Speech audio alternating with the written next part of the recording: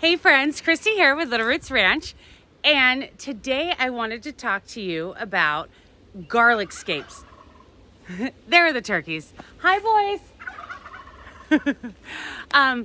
So in growing garlic, which is honestly one of my absolute most favorite things to grow, and there are 3 reasons, and in this order. Number 1, I love that they're the first things to pop up, and I love how big they get. 2 are the garlic scapes. If you don't know what those are, I will tell you in just a moment. And number 3, of course, is the actual garlic.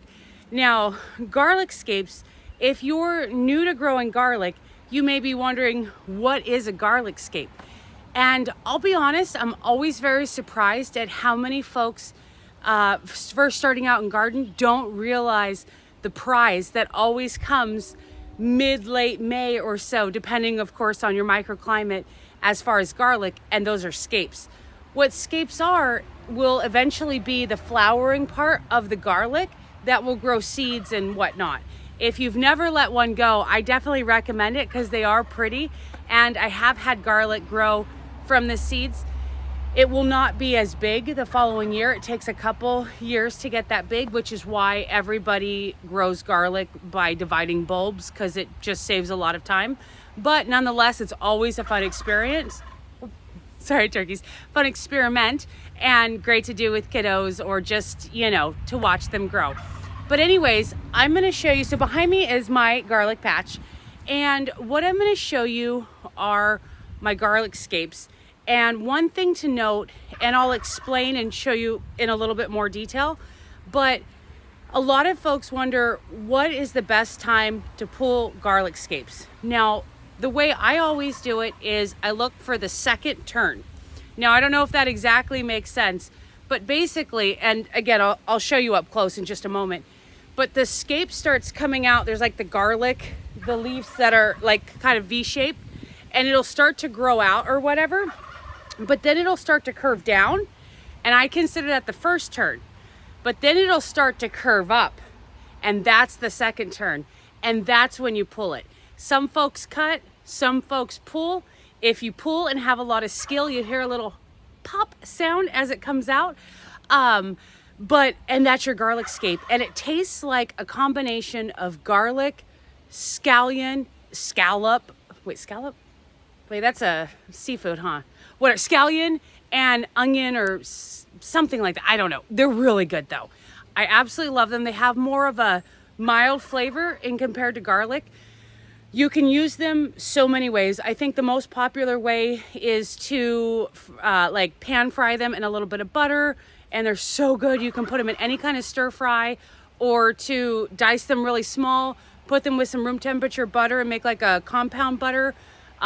You can dehydrate them, make sure and cut them small, dehydrate them, and turn them into a scape powder or garlic-ish powder. There's probably a bunch of other things. If anybody has any garlic scape recipes, go ahead and share them down below. Oh, the biggest one, garlic scape pesto. Oh, it's so good. Okay, let me take you over. I don't have one yet that has completed the full turn. Actually, I did, but I pulled them yesterday to put into my egg casserole, and I realized that I should have got the video.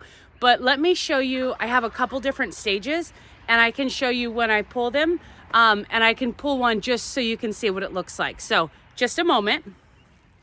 Okay, so this is my garlic patch. You'll notice a lot of this white fluffy cotton stuff. That's because that big old, hi boys, that big old cottonwood is dropping, well, cotton, where it gets its name. And it looks and feels like cotton. But anyway, so that's if you see that. But okay, so I wanted to show you a few examples. So in this plant here, this is a garlic plant. And then you'll notice that these are the leaves. And this is kind of that V that I was talking about. And you notice this little thing coming out. At first, when it comes out, it's just like the tip, and it's kind of hard to distinguish. But where you can really tell is when you see, because this will eventually become a flower, and this actually extends the whole length of the garlic stalk. Now, it's hotly debated on whether or not to snip them right here or to pull the whole thing out. I'm a puller. I don't think that there is a bad option. but whatever you're comfortable with is what works. Let me show you one that's a little bit more developed. Ow, sorry, it just, a branch fell off the cottonwood and just stabbed me in the leg. Okay, so here is a really good example of the first turn.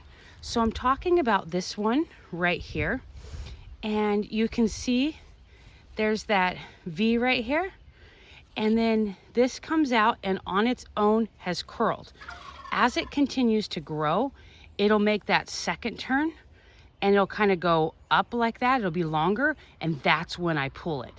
I don't think, I have another one that's kind of like that. Like this one's in between where it's starting to curve, but it hasn't, in my opinion, made that first turn. This one here, see how it's bowed over like that? And this one might be about the closest. If you can see that there, let me get this out of the way. But this is the scape right here. It's nice and long. And see how it comes around. And I bet by tomorrow or the next day, it'll have elongated and it'll start to go up. If you let it go to seed, it'll actually end up straightening out and become a large flower. But I don't think that I have any more. I also cut off watering when the scapes start to develop personally. One thing that I do want to note before I show you how to pull one out is that the garlic puts on most of its size down there in the bulb. Probably can't see anything, it's buried pretty deep. But the garlic puts on most of its size between when the scape forms and when it's ready. Now you'll notice all my tips here are all starting to yellow and die out a little bit, and you can see that. The leaves have got like a little streak or whatever, so I've still got some pretty good time. The best thing to know is usually it's about a month after scapes start, but you always want to pull one or two just to double check. If you leave them too long, they'll start to separate. If you pull them too early, they'll be small. They'll still be delicious either way, but the ones that start to separate, like, because the clove is like that, if they start to separate, it won't store as long, which will make it hard to make it to the fall. But anyways, so there's this scape, and I'll be quiet so maybe you can hear it. My luck, I won't get the pop on camera because I'll mess it up because it's on camera, but let me try. Now remember, this thing goes all the way down here to the bottom. So I'm gonna give it a good pull. See if you can hear the pop. Oops. Nope. You did hear a pop, but it wasn't, if you can see it's still there, which that's okay. So it clipped off right here, and you can actually eat it. It's really good. Just like garlic, is so good. These are the best, absolute best. Let's see, maybe I can try and pull one more. I think they're not big enough yet, but I wanted to get the video before your scapes started really coming in. Let me try with this one. We'll try one more. Hold on. See if we can get that long pop. It's like a ooh kind of a sound.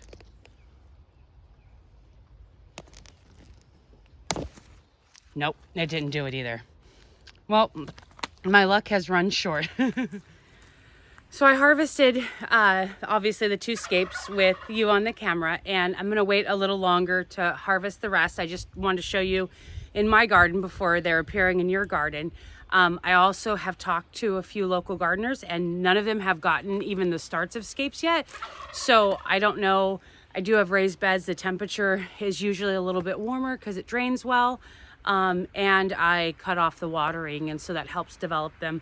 But the last thing I want to say about garlic scapes is that it does depend on what kind of garlic you're growing. So if you're growing a soft neck, so there's two different types. There's hard neck and soft neck. And if you ordered it from a professional garlic grower or from a fellow gardener or whatnot, odds are in our area that you're growing hard neck. And so the way to think of hard neck is the cloves are much larger. There's less to a clove, but they're really big. And they have a hard neck, which is the garlic that I have behind. This is music garlic. But the hard necks are the only ones that produce these scapes.